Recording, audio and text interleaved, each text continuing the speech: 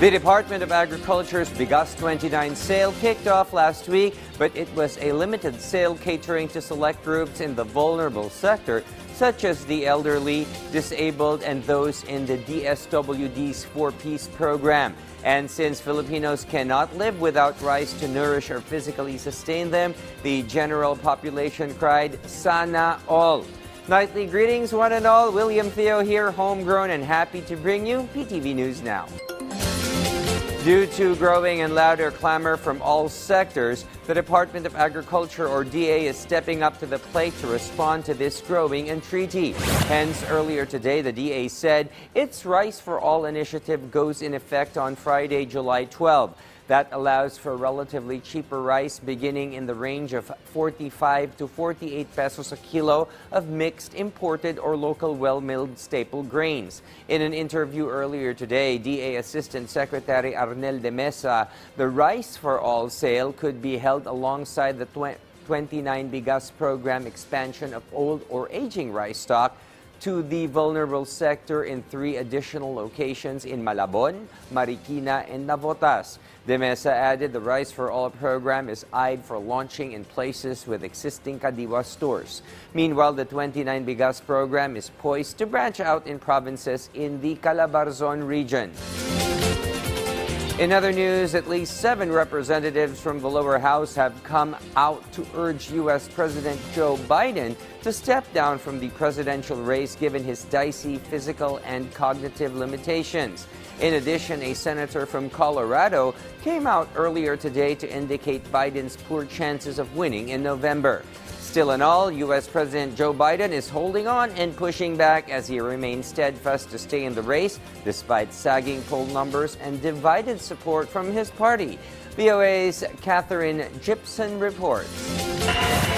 U.S. President Joe Biden facing questions from within his own party this week as lawmakers return to Washington and concerns that Biden's poor debate performance will quash his chances to beat Donald Trump in the November general election.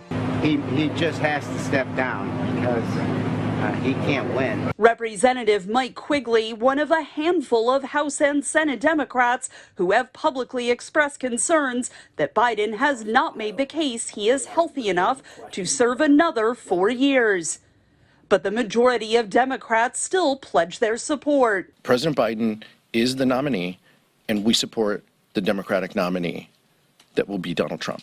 That is the fact. The White House said Biden's debate performance was a temporary misstep. He had a bad night. We've talked about it. He understands people's concerns.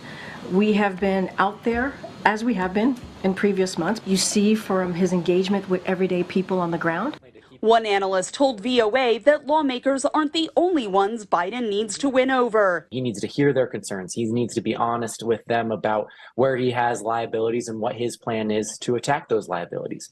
But he also has a PR problem with voters out there. It matters a lot that Democrats are sitting lawmakers are upset with their own candidate, but it matters more if voters don't see him as a viable option. Top House Republicans said Tuesday administration officials should consider using a constitutional amendment that allows the vice president to remove an incapacitated president from office. There is no longer any doubt that Joe Biden is unfit to be our commander-in-chief. The Biden White House, far-left House Democrats, and the mainstream media are in complete disarray because they know this to be true.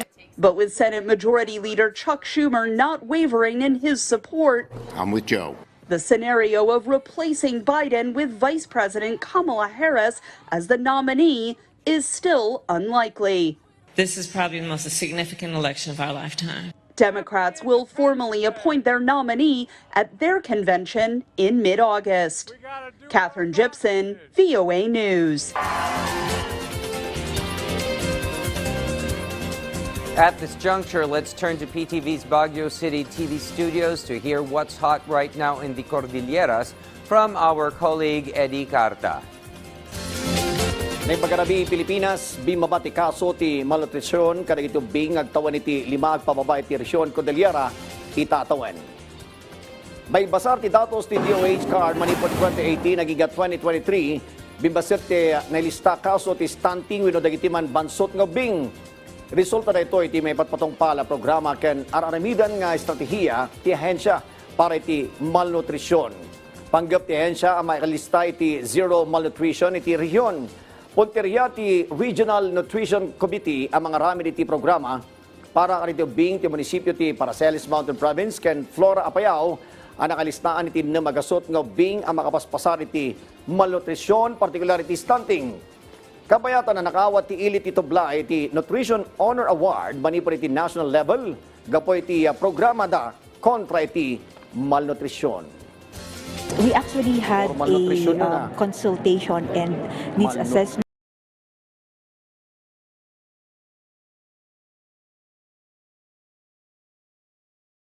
Na yun. So yun yung isa na nakikita namin. At the same time, yung practices of the people, medyo kulang pa yung proper feeding practices that they are adapting in the area. Sa bali pa damag, itibat dagiti mapaspasaran na panagtudo iti resyon na Cordillera saan pa may konsiderado ito nga epekto ti La Niña. Sigon iti pag-asa, localized sa thunderstorms, ti napasara na panagtudo ita eksapa. Mapasaran mo't lang ti resyon, tinaulap at tangatang at dani ti patupato ka panagtudo ken gurud. Duaging katalo bagyo ti posible asumbreg iti Philippine Area of Responsibility ita quarter. San paymat nga aktibo ti southwest monsoon iti pagilian. Kabayatan na san pay ang mapasaran tinakaro a panagtutudo ti resyon ita abulan. Manamnamang inton Oktobre, inirot ang mapasaran ti panagdugi ti La Niña ngaglipas inton Disyembre. Mabuti nga hindi pa siya masyadong aktibo tong southwest monsoon natin dahil kapag aktibo ito yung talagang magbibigay sa atin ng malalakas na pag-ulan. Pwede na kita nagiti damdamag, manipod iti PTV Cordillera, siyak ni Eddie Carta na imbag, Arabi. And that is all for tonight. Join us anew tomorrow afternoon and nighttime for the 2 rounds of news summaries of events here at home and abroad. William Theo reminding you to stay connected while you catch the news right here and wishing you all a cooler and restful night ahead.